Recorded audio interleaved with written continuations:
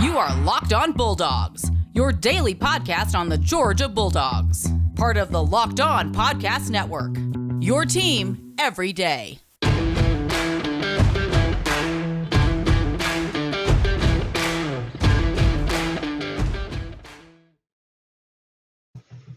Hello and welcome to the Locked On Bulldogs podcast. I am Daniel.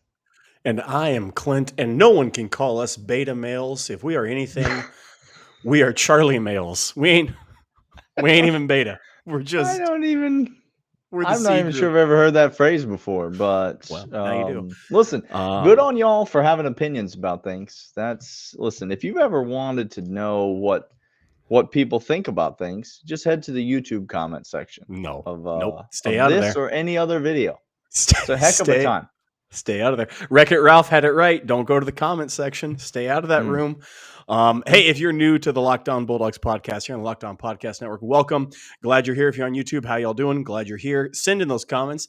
Hit that notification. Get that bell. Subscribe. We'd love to have you guys around.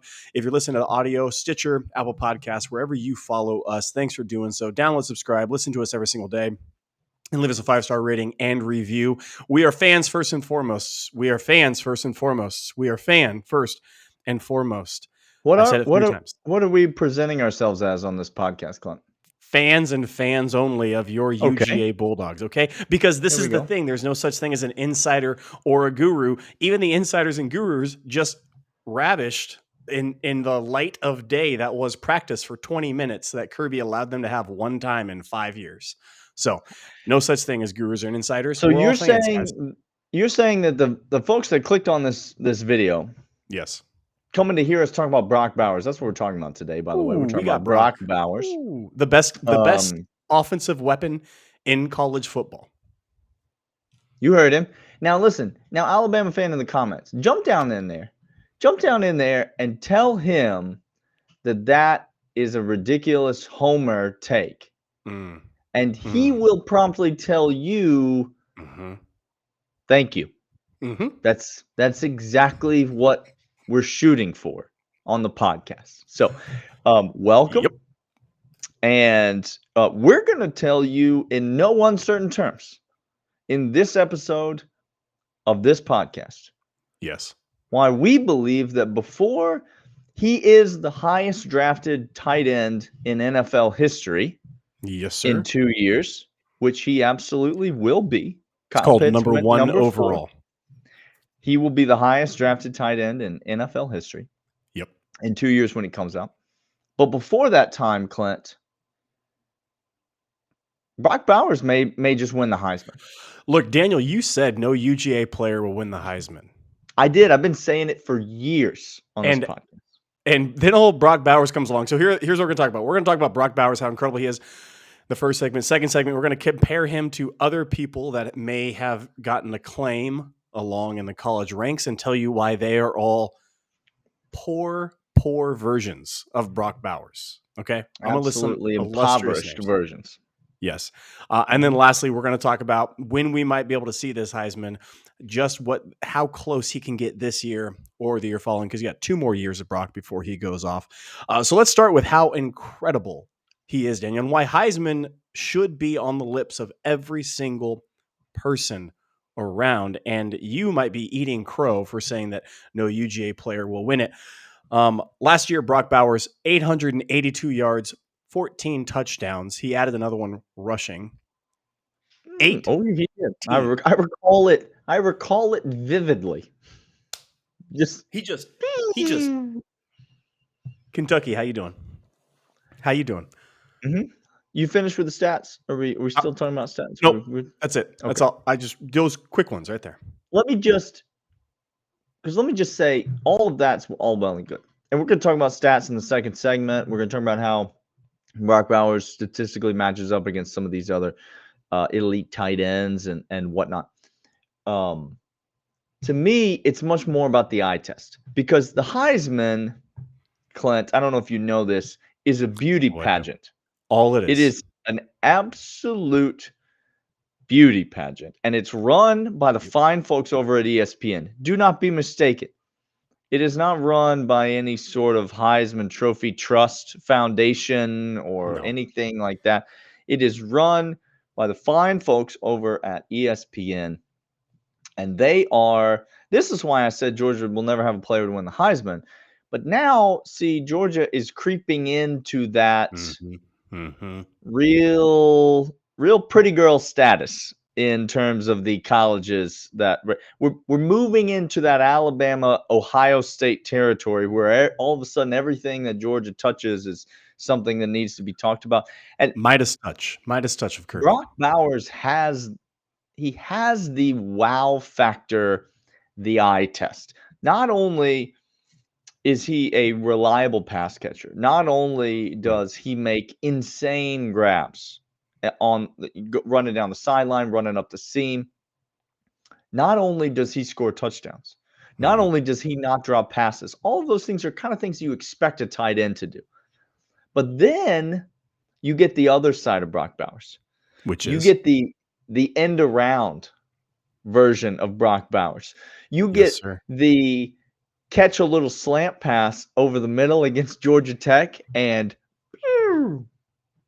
he gone. Five guys were within 10 yards of him, and he outran every single one of them. Not at the end of the play, they weren't. No, they were not. No. That's the version of Brock Bowers that I think can win the Heisman. Because, again, to win the Heisman, you don't just have to be one of the best players in college football. You have to play on one of the best teams in college football. Spoiler alert, Brock Bowers is going to do that for the next couple of years. Check. Okay.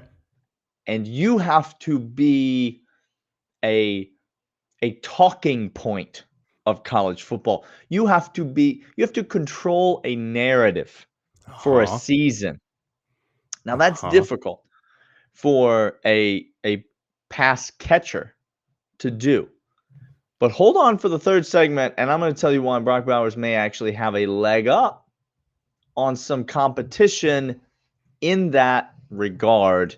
But first, Clint's going to talk to you about some fine sponsors, and then we're going to talk to you about some Heisman comps or some tight end comps and how Brock Bowers compares to them. Were you insinuating when you said leg up? Was that just like were you insinuating? Were you trying to get at anything there? It seemed like that was trying like you were saying something with that.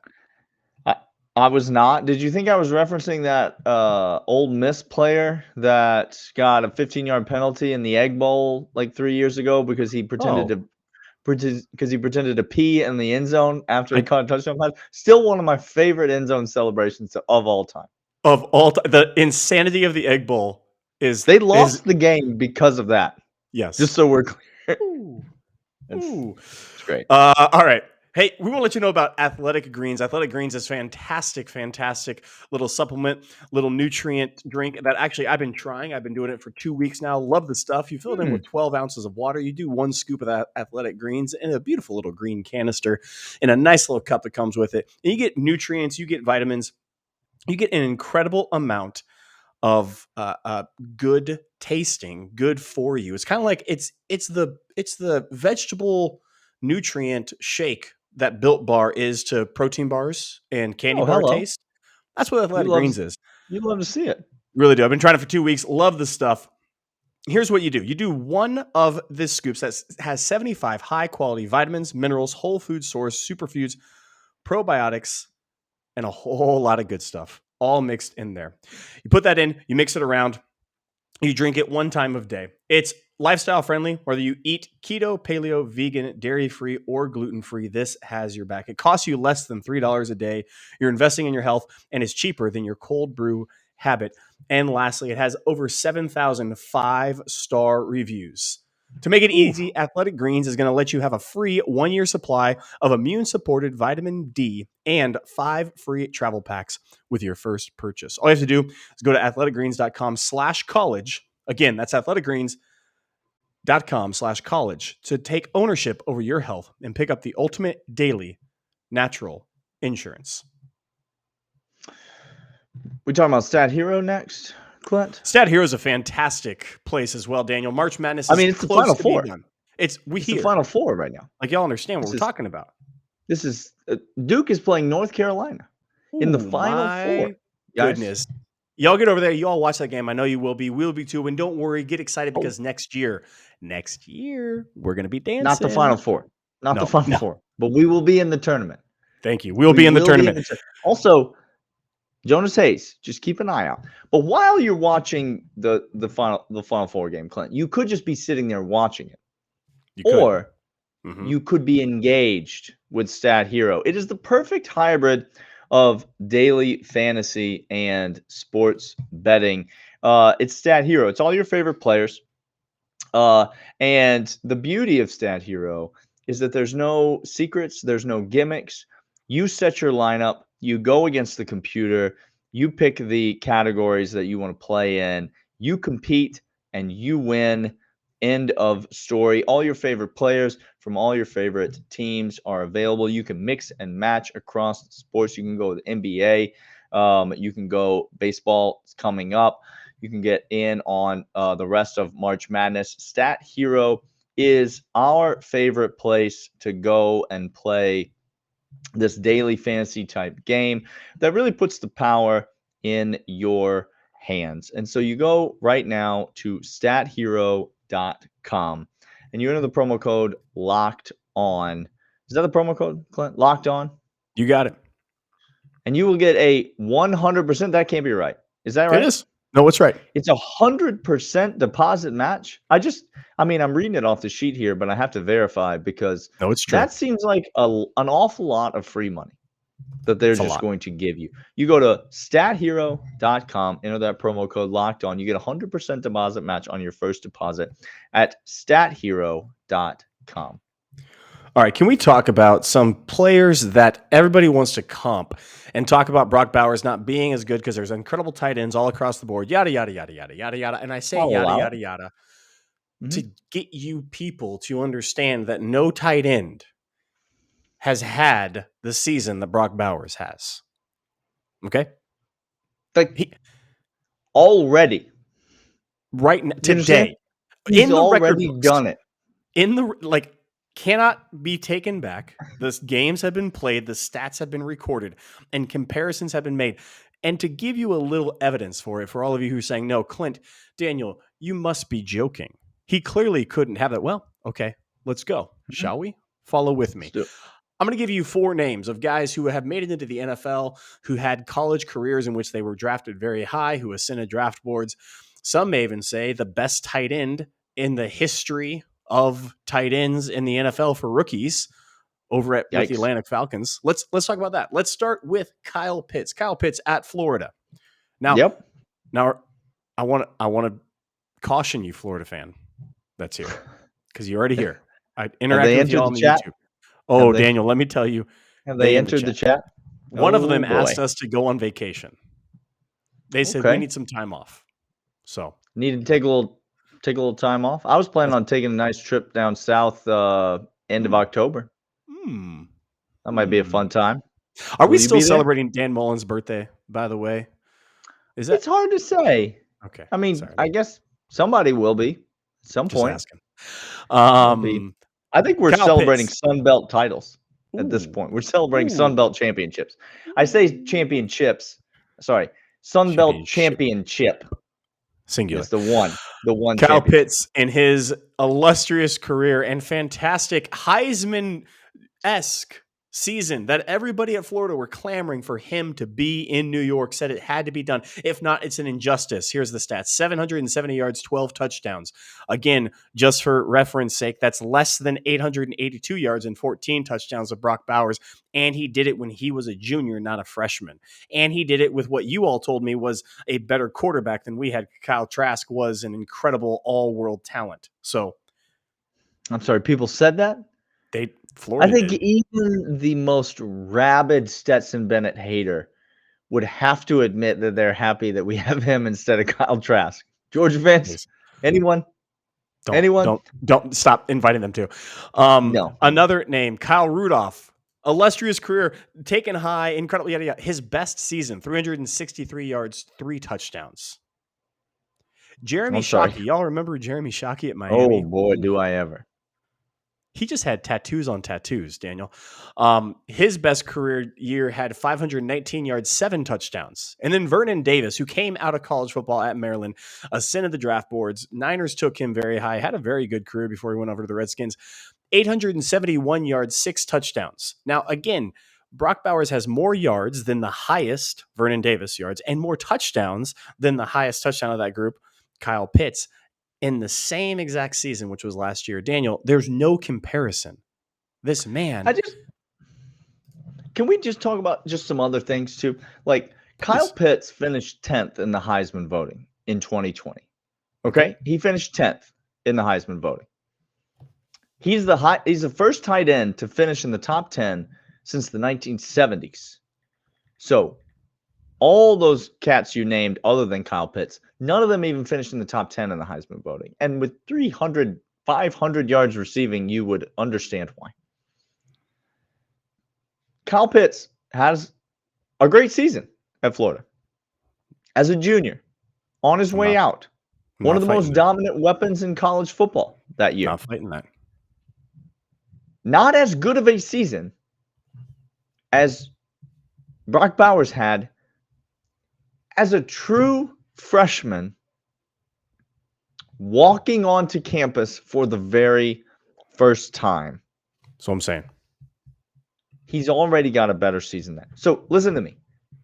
He's already, once you add some of the beauty pageant stuff to it that I was talking about in the first segment, he's already, listen to me, a lock.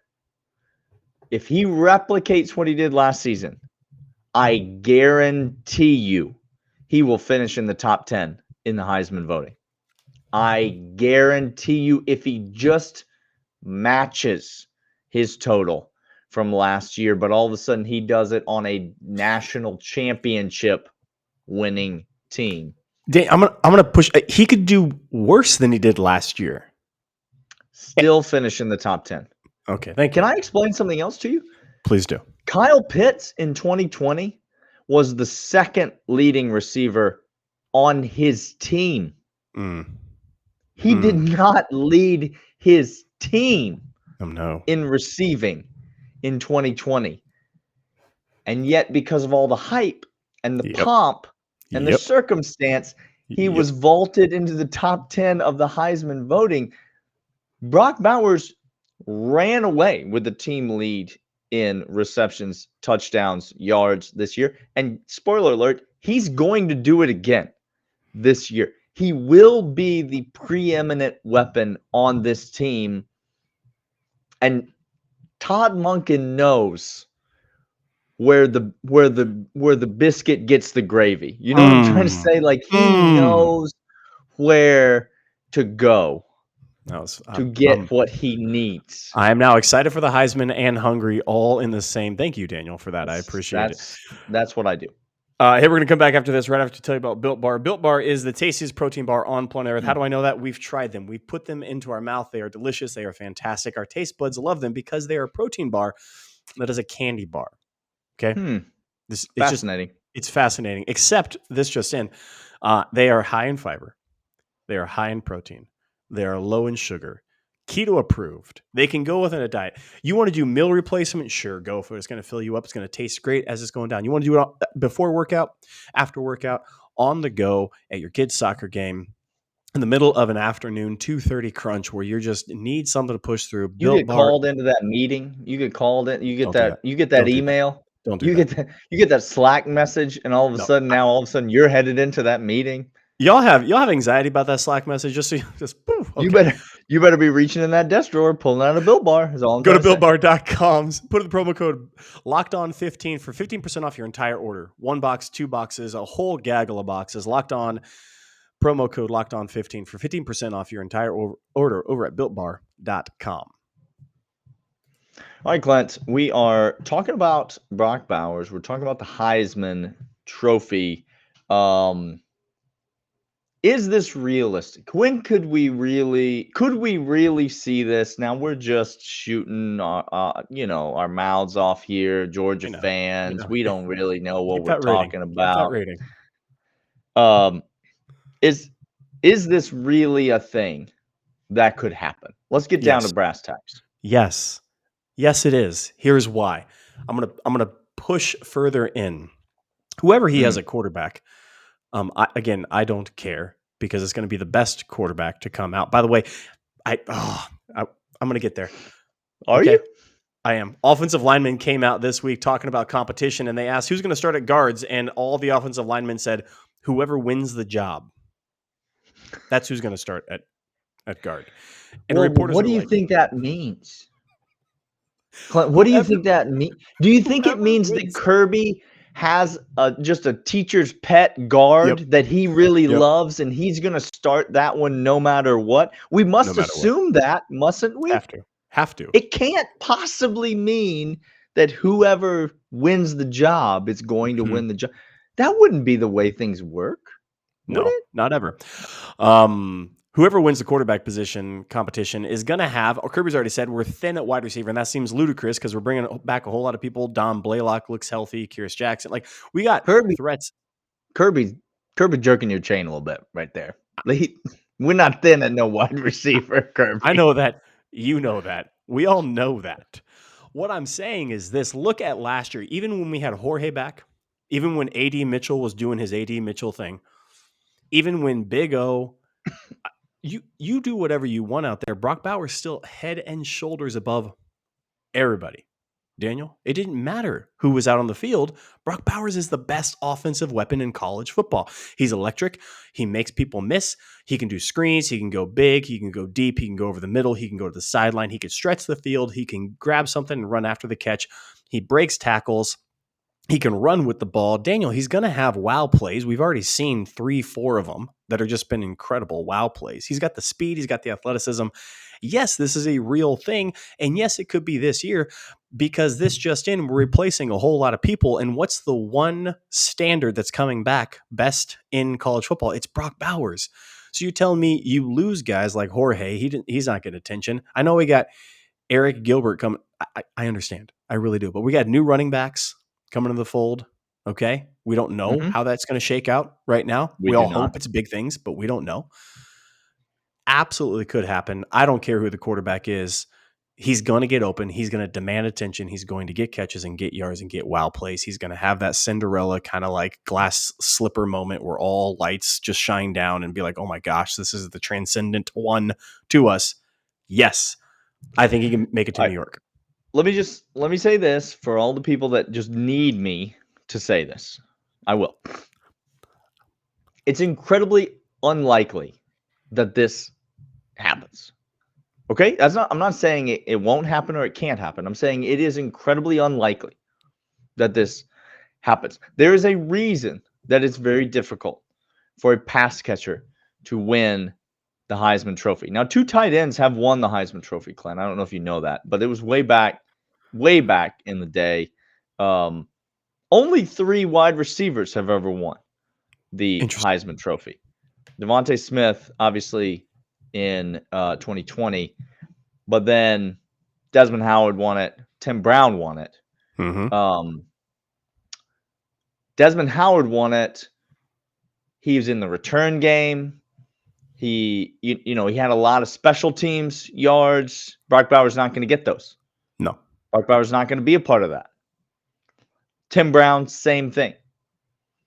Devonta Smith, not in the return game. Devonta Smith won the Heisman Trophy as just a pass catcher. That's right. Now, it's very difficult to do, Clint. And the biggest reason that it's difficult to do is that it's impossible for a pass catcher to get the ball and be the only person that was responsible for him getting the ball. And because of the nature of the quarterback position, it's always the same person who gets him the ball.